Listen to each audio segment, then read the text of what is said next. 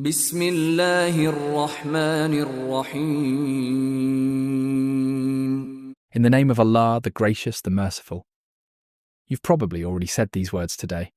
Before eating, before leaving the house, maybe even without thinking. It just comes out automatically.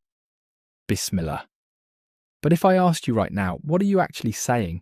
Like really saying, not just translating word by word, would you be able to explain it? Because most of us grew up saying this phrase, but we were never really taught what it means. And when you don't understand something, you stop feeling it. It becomes just a habit.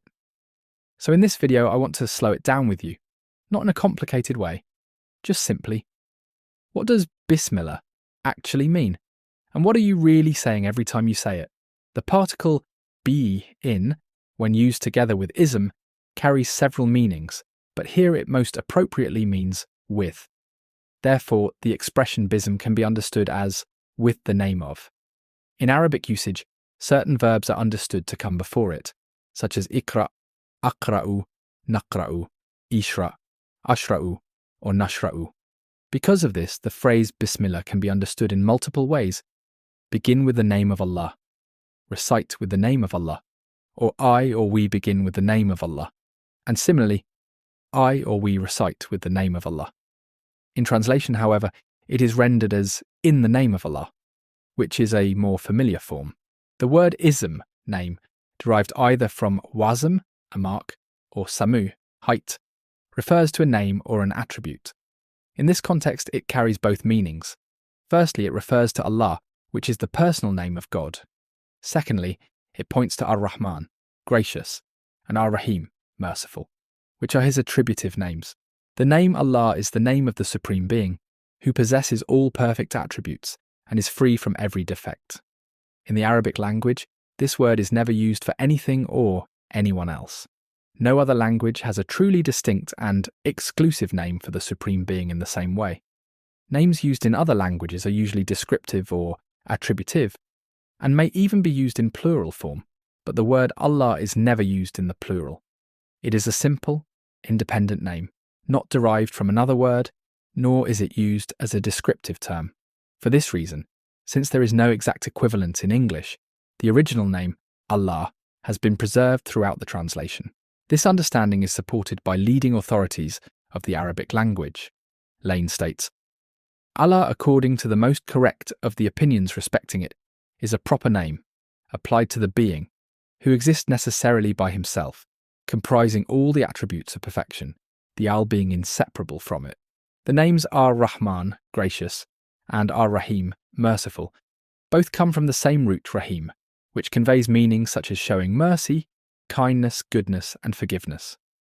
The word Rahmah itself combines the ideas of Riqqa, tenderness, and Ihsan, goodness. Linguistically, Ar-Rahman follows the pattern Fa'lan, while Ar-Rahim follows Fa'il. In Arabic, when more letters are added to a root, the meaning becomes more intense or more extensive. Therefore, the form Fa'lan conveys fullness and vastness, while Fa'il conveys repetition and continuous giving of reward.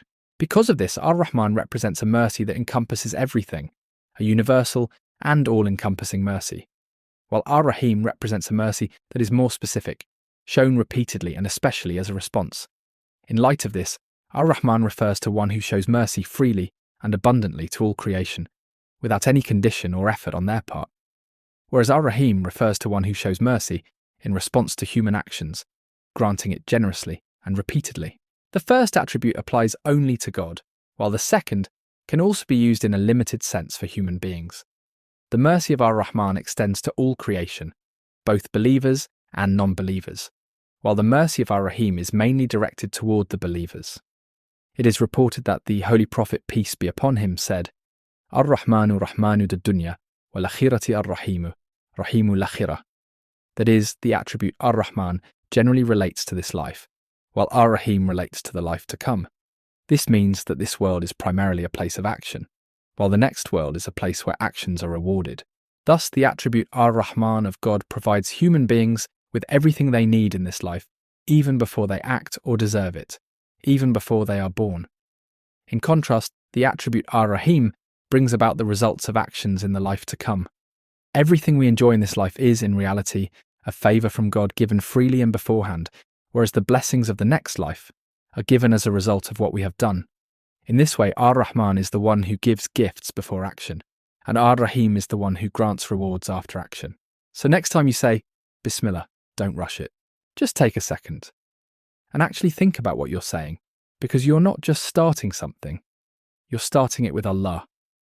And that's something most of us say every day without ever realizing it. If this made you see something differently, then there's a lot more like this. So if you want to understand what you've been reciting your whole life, follow me for more. And I think you should watch this next video because it builds exactly on this and might change the way you look at the Quran completely.